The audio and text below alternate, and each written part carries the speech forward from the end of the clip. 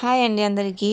ఉగాది స్పెషల్గా మనం ఇంట్లోనే చాలా ఈజీగా చాలా టేస్టీగా నేతి బొబ్బట్లు చేసుకోవచ్చు. చాలా ఈజీ రెసిపీ అండి.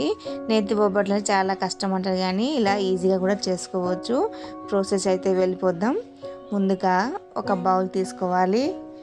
బౌల్ పైన ఒక జల్లెడ వేసుకొని 1 కప్పు గోధుమ పిండి, అరకప్పు మైదా పిండి వేసుకుని మంచిగా జల్లించుకోవాలి. ఇలా జల్లించి తీసుకుంటే పిండి అనేది చాలా సాఫ్ట్గా వస్తుంది. ఏమైనా డస్ట్ ఉంటే సపరేట్ చేసుకోవచ్చు. ఈ పిండిలో చిటికెడంతా ఉప్పు, కొంచెం పసుపు, కొంచెం ఇలాచీ పౌడర్, 2 స్పూన్ల నెయ్యి వేసుకొని మంచిగా కలుపుకోవాలి. ఇలా కలిపిన తర్వాత కొంచెం వాటర్ వేసుకొని పిండి ముద్దని రెడీ చేసుకోవాలి. ఒకేసారి ఎక్కువ వాటర్ వేయకుండా కొంచెం వేసుకొని పిండి ముద్దని చాలా సాఫ్ట్గా ఒత్తుకోవాలి. ఇలా పిండి ముద్ద రెడీ అయిన తర్వాత 2 స్పూన్ల నెయ్యి వేసుకొని ఇంకొంచెం కలిపి అరగంట సైడ్లో పెట్టుకోవాలి. ఈ పిండి ముద్దని అరగంట నానబెట్టుకోవాలి. అరగంట నానబెట్టిన తర్వాత పిండి అనేది చాలా సాఫ్ట్గా వస్తుంది. ఒక బౌల్లో 1 కప్పు తురిమిన బెల్లం తీసుకొని 2 కప్పుల వాటర్ వేసుకోవాలి. బెల్లానికి ఇలాగా వాటర్ వేసుకున్న తర్వాత బెల్లం కరగనివ్వాలి. పాకం ఏంటి అవసరం లేదు. ఇలా బెల్లం కరిగితే చాలు. ఇలా బెల్లం కరిగిన తర్వాత సైడ్లో పెట్టేసి వేరే పెయిన్ తీసుకొని ఒక పెయిన్లో 2 స్పూన్లు నెయ్యి వేసుకోవాలి. నెయ్యి వేడి అయిన తర్వాత 1 స్పూను బొంబాయి రవ్వ వేసుకొని ఇంకో దోరగా ఫ్రై చేసుకోవాలి. ఇలా ఫ్రై చేసుకున్న తర్వాత 1 కప్పు శనగపిండి వేసుకొని ఇంకొంచెం ఆయిల్ అయినా నెయ్యి అయినా వేసుకొని దోరగా ఫ్రై చేసుకోవాలి. ఈ ప్రాసెస్ మొత్తం గ్యాస్లో సిమ్లోనే పెట్టుకోవాలి. హై ఫ్లేమ్లో పెట్టకూడదు. లాస్ట్కి కొంచెం ఇలాచీ పౌడర్ కొంచెం వేసుకొని ఇంకొంచెం ఫ్రై చేసుకోవాలి.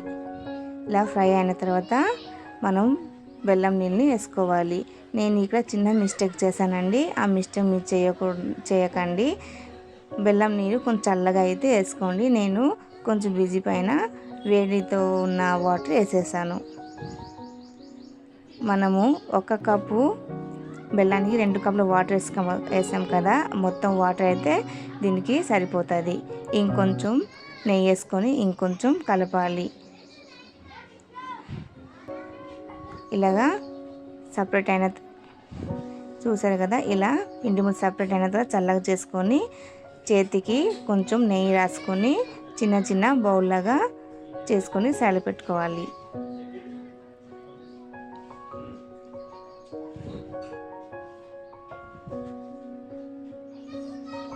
ఇవన్నీ రెడీ అయిపోయింది.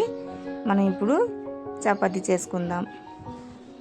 నానబెట్టిన చపాతీ తీసుకొని చూడండి, అరగంట తర్వాత ఇలాగ తయారైంది.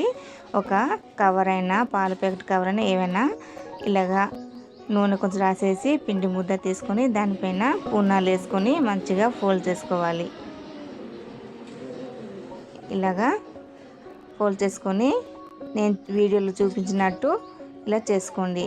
మంచిగా పైనుంచి ఒత్తితే మంచిగా రౌండ్ షేప్లో వచ్చేస్తుంది.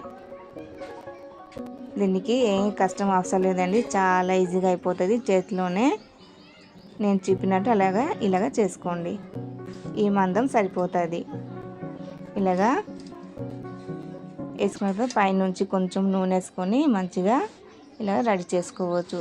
చూసారు కదా, చాలా సింపుల్గా నేతి బొబ్బట్లు రెడీ అయిపోయింది. మీరు కూడా ఈ రెసిపీ చూసేసి ఇంట్లో తయారు చేసుకోండి. మీకు ఎలా కుదిరిందో కింద కామెంట్ చేయండి. Thanks for watching. బాయ్.